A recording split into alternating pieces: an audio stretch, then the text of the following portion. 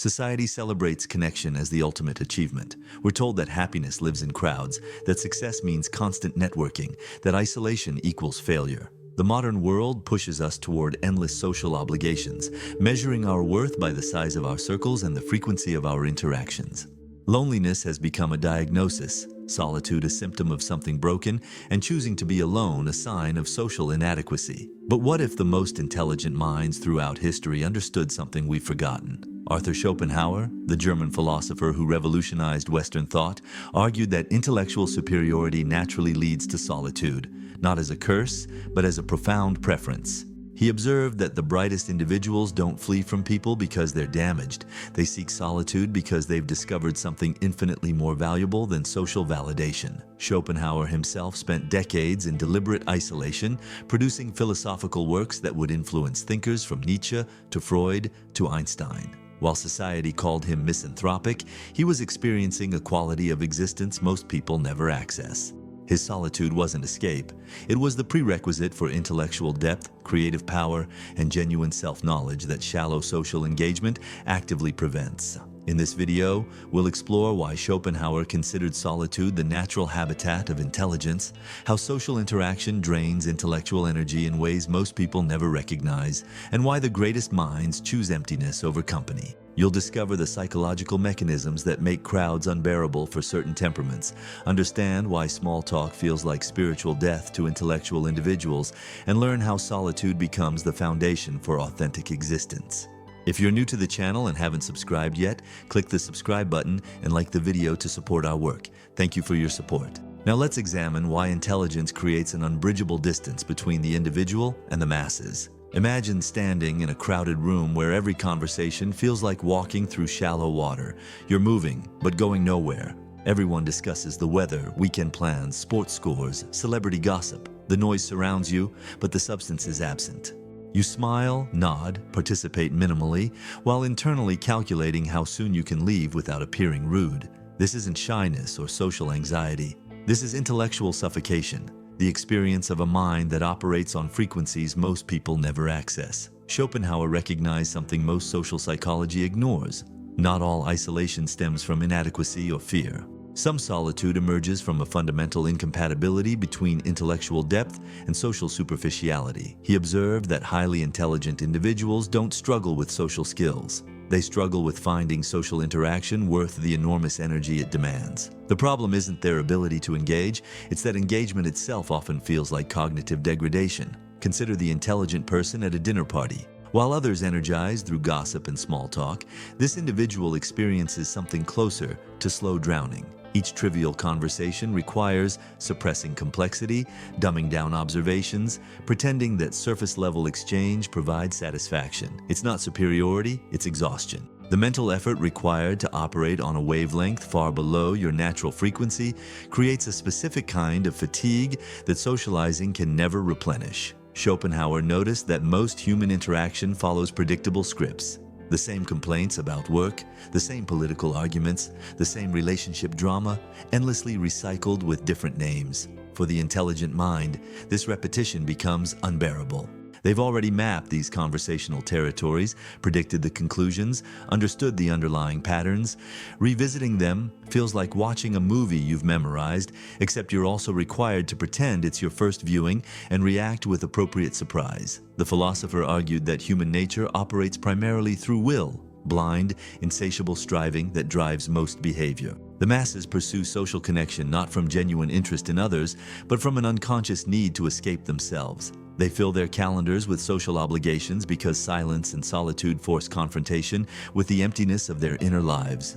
Being alone means facing thoughts they spend their entire existence avoiding.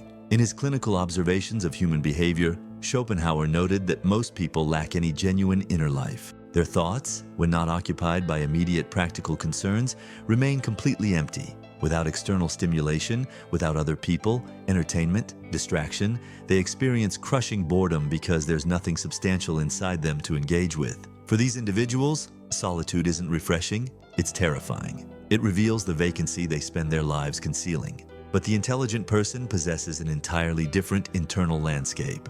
Their minds contain libraries, philosophical debates, creative projects, complex problems to solve, ideas to develop. Solitude doesn't reveal emptiness. It provides the space necessary for their natural mental processes to unfold. Other people, no matter how well-intentioned, interrupt this flow. Social interaction for them isn't nourishment, it's intrusion into something infinitely more valuable than companionship. Schopenhauer recognized that society sells a dangerous illusion, that social engagement equals personal growth, that isolation stunts development, that we need others to become our best selves. This works perfectly for average minds. They do require external input because they generate little internally. But for the intellectually gifted, this advice becomes poison. Their growth requires exactly the opposite: protected time, uninterrupted thought, freedom from the constant fragmentation that social obligations create. The philosopher used a powerful metaphor: porcupines huddling for warmth in winter. They need closeness to survive the cold, but their quills make proximity painful. So they constantly adjust, moving closer when too cold, separating when the stabbing becomes unbearable, never finding comfortable distance. Most humans live this way with each other, needing connection but wounded by it, unable to exist alone but incapable of genuine togetherness.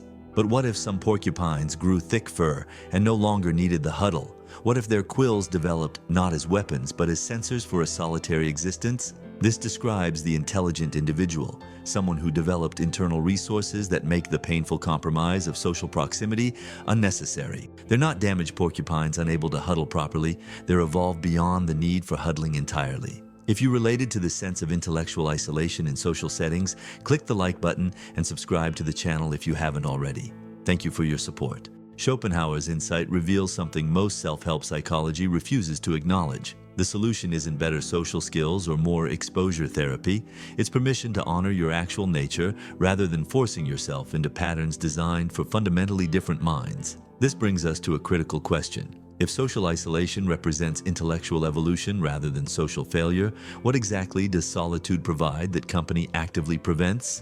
Schopenhauer spent years investigating this question, and what he discovered challenges everything modern culture preaches about human connection and mental health. Most people misunderstand what Schopenhauer meant by preferring solitude. They imagine bitter withdrawal, antisocial resentment, fearful hiding from human contact. But Schopenhauer described something entirely different, a positive choice based on clear-eyed assessment of value. He called it the capacity for self-sufficiency, the ability to find in your own mind resources more valuable than anything external company provides. The philosopher introduced a specific term for this quality: intellectual self-containment. It's not about hating people or fearing judgment. It's about possessing internal richness so substantial that external stimulation becomes redundant at best, disruptive at worst. The intelligent person doesn't avoid parties because they're afraid of them. They avoid parties because they have something better to do, and that something exists entirely within their own consciousness. Consider Schopenhauer's own biography. After publishing his magnum opus, The World as Will and Representation, at age 30, he deliberately withdrew from academic life despite his brilliance. He didn't fail to achieve university positions. He rejected them. He recognized that academic politics, social obligations, and the constant need to please colleagues would drain the very energy required for original thinking. So he chose obscurity and solitude over recognition and community. For the next several decades, Schopenhauer lived alone in Frankfurt, following the same rigid daily routine. Morning walks precisely at the same time, meals taken in isolation, afternoons devoted to reading and writing, evenings occasionally spent at the theater but never at social gatherings. No dinner parties, no salons, no intellectual circles. Just systematic, solitary engagement with ideas that would eventually influence the entire trajectory of Western philosophy. This wasn't the romantic vision of the tortured artist suffering in isolation. Schopenhauer's daily routine was boring, repetitive, deliberately constrained. He ate the same meals, walked the same routes, maintained the same schedule for years. There was no drama, no crisis, no exciting breakthrough moments, just thousands of hours alone with books and thoughts day after day, choosing mental engagement over human company with such consistency that it became his defining characteristic. The nature of this process was fundamentally non-romantic. He didn't isolate himself to find himself or heal trauma or achieve enlightenment. He isolated himself because social interaction drained the specific type of attention required for philosophical work. Each conversation was energy spent on someone else's agenda. Each social obligation meant hours lost to trivial coordination. Each relationship demanded compromises to his natural patterns that made deep thinking impossible. During these solitary years, Schopenhauer confronted something most people avoid their entire lives: the actual contents of his own mind, without distraction, without validation, without the constant interference of others' opinions and expectations. He encountered his own resentments, his bitterness about lack of recognition, his anger at mediocrity being celebrated while brilliance was ignored. He didn't suppress these elements. He studied them, understood them, incorporated them into his philosophical system. He described this confrontation as facing the will itself, the blind, insatiable force that drives all existence. In solitude, without the distractions that most people use to avoid self-knowledge, the will reveals itself completely. You see your own neediness, your desperate desire for approval, your fear of insignificance, your rage at existence itself. Most people can't tolerate this revelation for even hours. Schopenhauer lived with it for decades. What emerged from this extended solitude was a philosophical position of radical honesty. Schopenhauer argued that existence is fundamentally suffering, that desire is insatiable, that satisfaction is always temporary, and that most human behavior serves unconscious drives rather than conscious choice. These weren't abstract theories. They were direct observations from someone who'd stripped away every social buffer and faced reality without comforting delusions. The philosopher discovered a fundamental principle: intelligence increases suffering because it expands awareness. The more clearly you see reality, the less comfort you can take in the illusions most people use to make existence bearable. Social connection is one of those illusions, the belief that other people can complete us, validate us, give our lives meaning. Schopenhauer recognized this as false, and once you've seen through it, participating in social rituals based on that illusion becomes unbearable. For this recognition to become effective rather than merely depressing, Schopenhauer argued, you need two essential capacities. First, the ability to generate value internally rather than seeking it from others. Second, the willingness to accept that this internal value won't receive external recognition or validation. Most people possess neither capacity. They need others to create meaning, and they need others to confirm that meaning. The intelligent solitary possesses both. This understanding leads us toward practical application, though it requires abandoning the assumption that more social connection will improve your life. Instead, Schopenhauer would argue that protecting your solitude, structuring it deliberately, and deepening your capacity for intellectual self-sufficiency represents the path toward authentic existence rather than the socially approved performance of connection. Solitude for Schopenhauer wasn't about physically removing yourself from others and waiting for transformation to occur. It required deliberate structure, systematic practices that convert empty time into intellectual and creative development. Without this structure, isolation becomes mere loneliness, the worst of both worlds, neither the comfort of company nor the productivity of chosen solitude. The philosopher emphasized that true intellectual solitude demands intentional design. You can't simply remove social obligations and expect your mind to automatically generate valuable work. Most people who try this discover only boredom and restlessness, which they interpret as proof they need more social connection. But Schopenhauer would argue they simply haven't learned to structure solitude properly. His approach consisted of 4 fundamental practices that transform isolation from empty time into productive engagement. These aren't optional suggestions or inspiring ideas. They're necessary infrastructure for making solitude valuable rather than merely vacant. First, establish rigid daily routines that eliminate decision fatigue and create automatic structures for intellectual work. Schopenhauer followed the same schedule every single day: same wake time, same walk route, same meal times, same reading hours, same creative periods. This wasn't compulsive rigidity, it was strategic automation. By eliminating choices about when to work or what to do next, he preserved mental energy for actual thinking rather than wasting it on constant scheduling decisions. Modern advice celebrates flexibility and spontaneity, but Schopenhauer recognized that creative freedom requires structural constraint. Second, eliminate all social obligations that don't directly serve your intellectual development. This means refusing dinner invitations, declining networking opportunities, avoiding conferences and gatherings, saying no to collaborations that sound interesting but dilute focus. Most intelligent people sabotage their solitude by maintaining just enough social connection to prevent deep work while still experiencing the exhaustion of social performance. Schopenhauer's radical position: if it doesn't directly contribute to your primary intellectual work, it's actively harmful regardless of how reasonable or important it seems. Third, create systematic practices for engaging with great minds through books rather than mediocre minds through conversation. Schopenhauer spent hours daily reading philosophy, literature, science, always choosing depth over breadth, quality over quantity. He would read the same essential texts repeatedly rather than constantly consuming new material. This allowed genuine intellectual relationship with superior minds across centuries, which he found infinitely more valuable than contemporary conversations with intellectual inferiors. The practice requires discernment. Not all reading counts. Consuming popular psychology or business books or social media essays doesn't provide the depth that justifies solitude.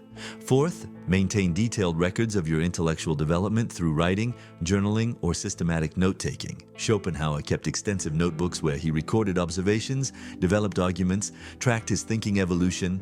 This practice served dual purposes. It transformed vague thoughts into precise formulations, and it created tangible evidence that solitude was producing real results rather than mere rumination. Without documentation, months can pass in solitary thinking with nothing to show for it, which eventually erodes confidence in the entire enterprise. Schopenhauer's own life demonstrates these principles taken to their logical extreme. His complete withdrawal from academic life, his decades of systematic solitary work, his unwavering commitment to intellectual development over social approval, these choices only become comprehensible when you understand he was optimizing for depth rather than breadth, for original thinking rather than collaborative consensus. This lifestyle required two non-negotiable elements: financial independence and complete willingness to sacrifice social status.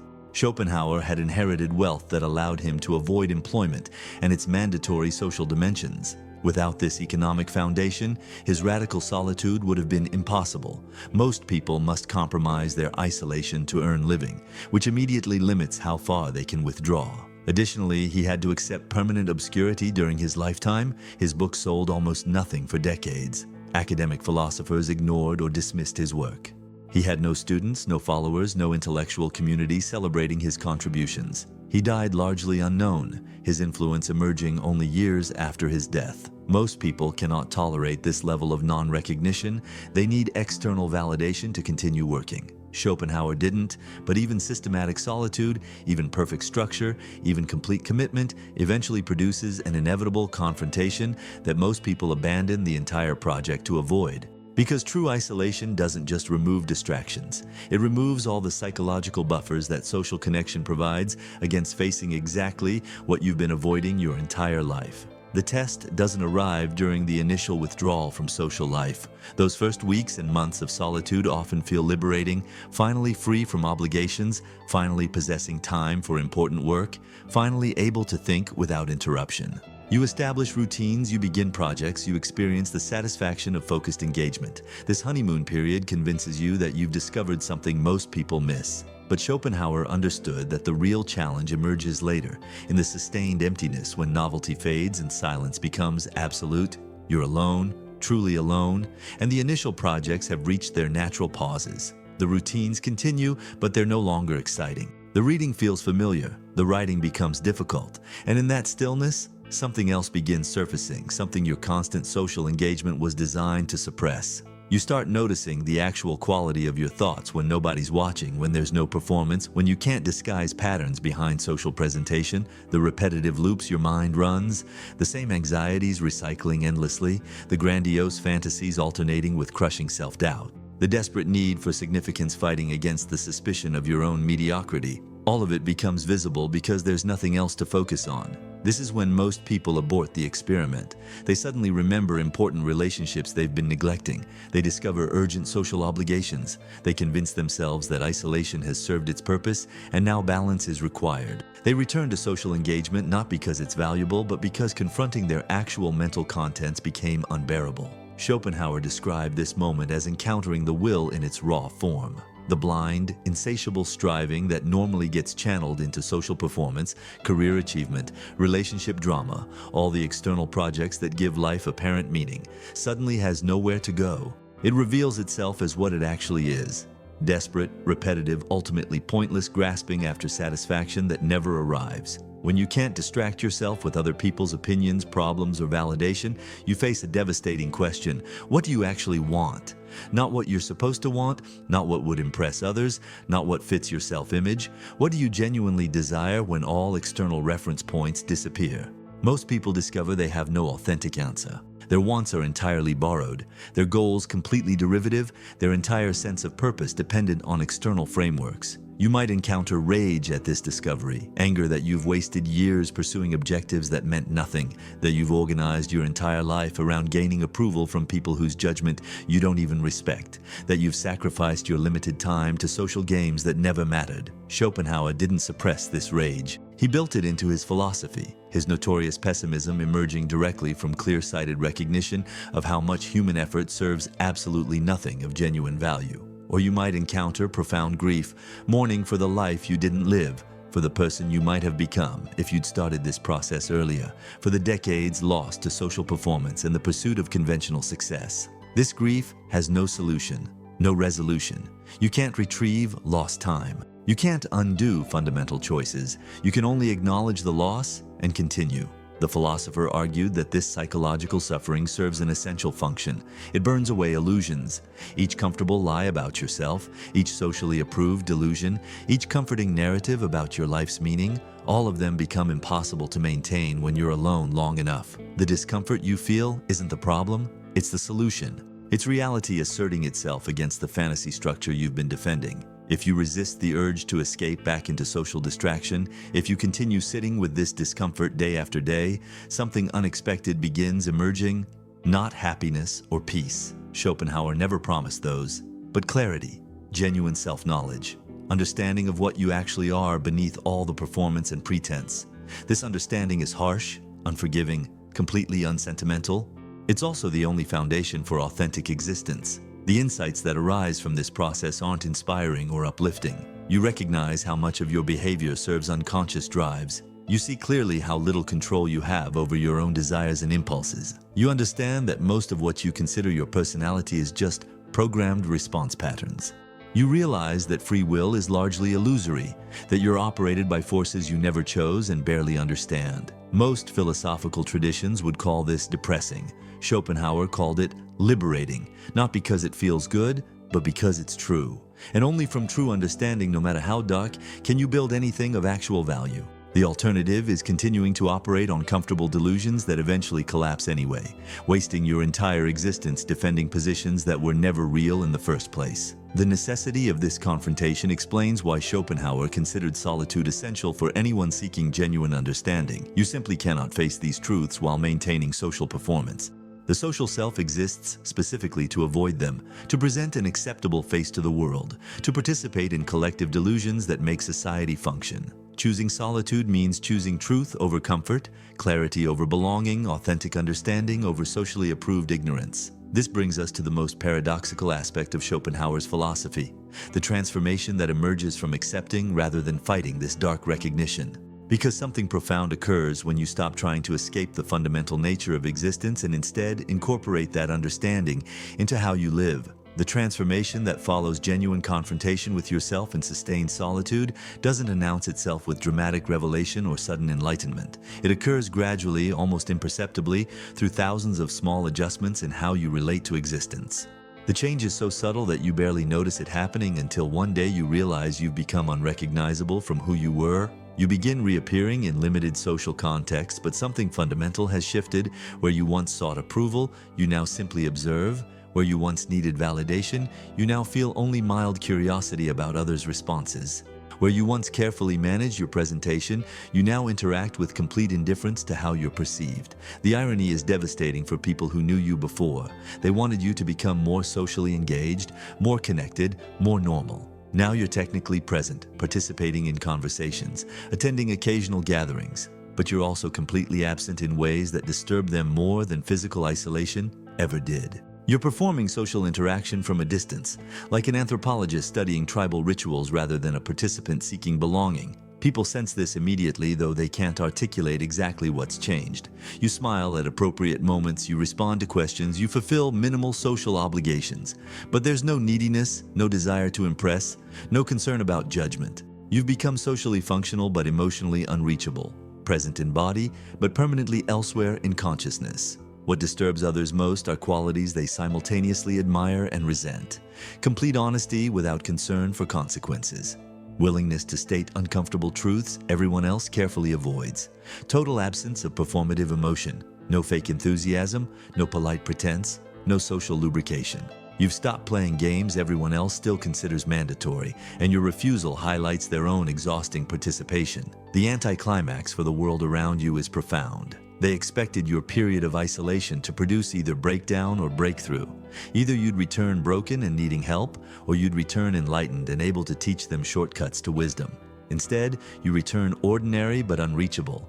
Nothing dramatic happened. You simply saw through social performances you can't unsee, and now participation in those performances feels absurd. Schopenhauer recognized this as the only authentic return from genuine solitude. You don't come back proclaiming insights or trying to convert others. You don't announce your transformation or seek recognition for growth. You simply resume minimal necessary interaction while maintaining complete internal independence. The change is invisible to casual observation but absolute in lived experience. The return is authentic precisely because it's voluntary rather than necessary. You're not socializing because you need connection, validation, or escape from loneliness. You're engaging in limited social interaction because complete isolation isn't sustainable practically, or because occasional human contact provides mild interest, or because certain relationships offer value despite their costs. But you could stop at any moment without distress. Schopenhauer's principle about transformation is brutally simple. Real change produces no visible evidence that satisfies social expectations. Society wants dramatic conversion narratives, inspiring before and after stories, proof that suffering produced growth everyone can recognize and celebrate. But genuine transformation is boring. It's the quiet ability to exist without needs that previously controlled you. You no longer need to prove anything because you've stopped believing that external recognition matters. This isn't aggressive rejection of others' opinions that would still grant them importance. It's complete neutrality, the recognition that others' judgments are simply irrelevant data about their internal states, rather than meaningful assessment of your value. The metaphor Schopenhauer would use, you've become like stone wearing away in a river. The water keeps flowing, keeps pushing, keeps attempting to reshape you, but you're no longer responding to its pressure. You remain fundamentally unchanged by forces that once determined your every movement. Not because you're resisting them, resistance still grants them power. Because you've become impervious through complete understanding of their nature. The effects ripple outward in ways you never intended. Other people, especially those caught in desperate social performance, sense your freedom and respond with either fascination or hostility. Your presence reminds them that their own social striving is chosen rather than mandatory, which they experience as threatening. Some will be drawn to you hoping to extract your secret. Others will attack you for implicitly challenging their life choices. Your response to both reactions is identical. Mild observation without emotional investment. You don't try to teach people who seek your wisdom that would recreate the dynamic you've escaped. You don't defend yourself against critics that would grant their judgment importance. You simply continue existing in your achieved state of internal self-sufficiency while maintaining minimal necessary social contact. This brings us to the final consideration, whether this path represents genuine freedom or merely sophisticated escape. Because Schopenhauer's vision of intellectual solitude, taken seriously, demands a choice that most people will never make and probably shouldn't. The question becomes whether you're capable of radical honesty about what you actually value. Choosing solitude in Schopenhauer's sense isn't about taking meditation retreats or spending weekends alone or creating better work-life balance. It's about fundamentally reorienting existence away from social validation toward internal development, accepting that this choice makes you permanently incomprehensible to most people, and proceeding anyway despite complete absence of external reward. This represents a specific kind of courage that has nothing to do with dramatic action or heroic sacrifice.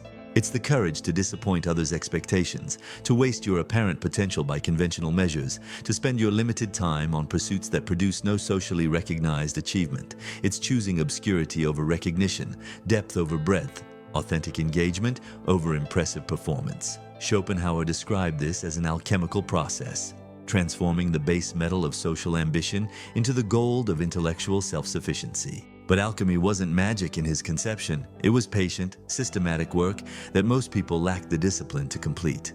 The transformation required years of deliberate practice, constant resistance against social pressure, and willingness to sacrifice everything most people consider success. The philosopher's deep understanding emerged from direct experience. He chose this path completely, accepted its costs entirely, and never wavered despite decades of obscurity and non-recognition. His intellectual works received almost no attention during his lifetime. His philosophical contributions were dismissed or ignored by academic establishments. He died largely unknown, his influence only emerging after he could no longer witness it. Schopenhauer's vision of freedom has nothing to do with doing whatever you want or escaping limitations or achieving independence from all constraints. True freedom, in his conception, is internal. The ability to exist without requiring external validation, to pursue intellectual development without needing recognition, to find value in your own consciousness rather than seeking it from others' approval. Your best version, by this standard, isn't the most successful or accomplished or recognized self. It's the self that has achieved maximum independence from needs that can't be satisfied internally. You're no longer controlled by desire for approval, desperate for significance, or dependent on others to make existence meaningful. You've become self-contained, not isolated from necessity, but from choice. The qualities that emerge from this transformation are invisible to standard success metrics. You won't be more charismatic or better connected or higher status. You'll simply possess an internal stability that social turbulence can't disturb. You'll engage with ideas rather than seeking engagement from people. You'll create value you recognize regardless of whether others do. You'll exist authentically rather than performing existence for external audience. This isn't an ending or arrival at final achievement. It's a beginning, the point where you finally start living according to your actual nature rather than society's prescriptions. The solitude continues, the work continues, the development continues. But now it proceeds from genuine choice rather than unconscious programming, from clear understanding rather than comfortable delusion. What would your existence look like if you stopped performing for external validation and started living according to your actual intellectual nature? What social obligations are you maintaining not because they provide value, but because you haven't developed the courage to disappoint others' expectations? Share your reflections in the comments or consider them in the silence Schopenhauer considered essential for genuine self-knowledge. Schopenhauer would argue that most people never answer these questions honestly because honesty would require abandoning comfortable illusions about social connections' importance. He'd say that intelligence naturally produces solitude not as pathology, but as preference, as recognition that depth requires protected time, that original thinking demands freedom from social fragmentation, and that authentic existence means choosing truth over belonging. If this video challenged your assumptions about isolation or revealed something about your own relationship with solitude, leave your like and subscribe to the channel to continue exploring the human psyche through Arthur Schopenhauer. Until the next video.